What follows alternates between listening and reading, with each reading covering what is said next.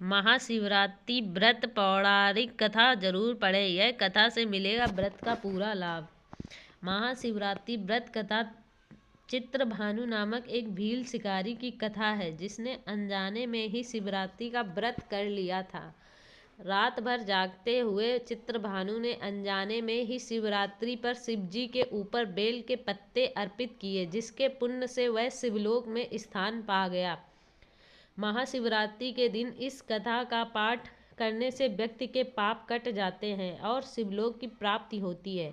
महाशिवरात्रि व्रत में शिवरात्रि व्रत की कथा का पाठ करना बहुत ही शुभ फलदायी बताया गया है।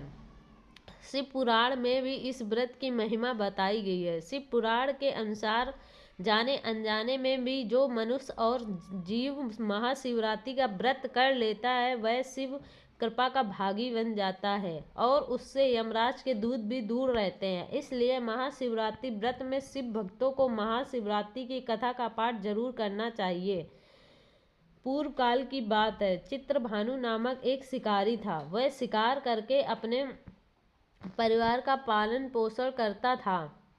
उस शिकारी पर साहूकार का काफ़ी कर्ज था, लेकिन वह उसका कर्ज समय पर नहीं चुका पाया। फिर साहूकार ने शिकारी को शिव मठ में बंदी बना लिया। जिस दिन उसे बंदी बनाया गया उस दिन शिवरात्रि थी। चतुर्दशी के दिन उसने शिवरात्रि व्रत की कथा सुनी और शाम होते ही साहूकार ने उसे अपने पास बुलाया और ऋण चुकाने के बारे में कहा।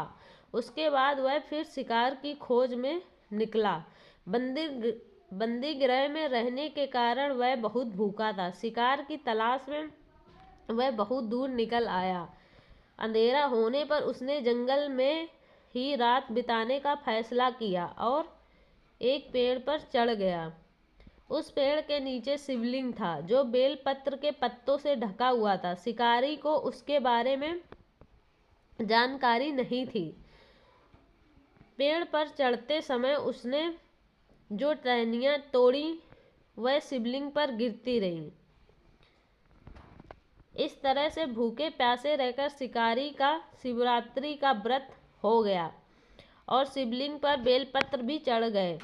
रात के समय एक हिरनी पानी पीने तालाब पर आई। शिकारी जैसे ही उसका शिकार करने जा रहा था, हिरनी बोली, मैं गर्भवती हूँ, शीघ्र ही प्रसव करूंगी। तुम एक साथ दो जीवों की हत्या करोगे। मैं बच्चे को जन्म देकर तुम्हारे सामने आ जाऊंगी, तब मुझे मार लेना। शिकारी ने हिरनी को जाने दिया। इस दौरान अनजाने में कुछ बेलपत्र शिवलिंग पर गिर गए। इस तरह उसने अनजाने में प्रथम प्रहर की पूजा भी संपन्न कर ली। कुछ देर बार एक हिरनी उधर से निकली। जैसे ही शिकारी ने उसे मारने के लिए धनुष बाण चलाया तो हिरनी ने विनम्रतापूर्वक निवेदन किया, हे शिकारी, मैं थोड़ी देर पहले ही ऋतु से निवृत्त हुई हूँ। कामातुर वीर हिरणी हूँ, अपने प्रिय की तलाश में हूँ। अपनी पति से मिलकर मैं तुम्हारे पास आ जाऊंगी। शिकारी ने उसे भी जाने दिया। रात का आखिरी पहर बीत रहा था, तब भी कुछ बेलपत्र शिवलिंग पर जा गिरे। ऐसे में शिकारी ने अनजाने में ही अंतिम पहर की पूजा भी कर ली। इस दौरान वहां एक हिरनी अपने बच्चों के साथ आई। उसने भी शिकारी से निवेदन किया और शिकारी ने उसे जाने दिया। इसके बाद शिकारी के सामने एक हिरन आया। शिकारी ने सोचा, अब तो मैं इसे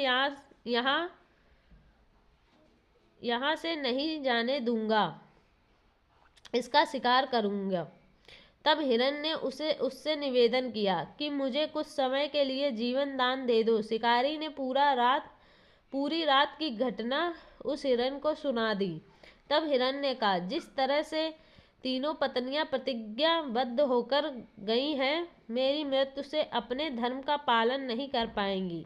जैसे तुमने उन्हें विश्वास पात्र मानकर छोड़ा है, मुझे भी जाने दो। मैं उन सबके साथ तुम्हारे सामने शीघ्र ही उपस्थित होता हूँ। शिकारी ने उसे भी जाने दिया।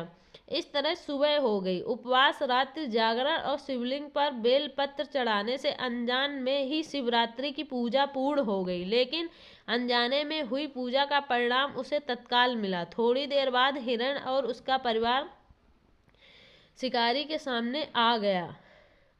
उन सभी को देखकर शिकारी को बहुत गिलानी हुई और उसने पूरे परिवार को जीवन दान दे दिया।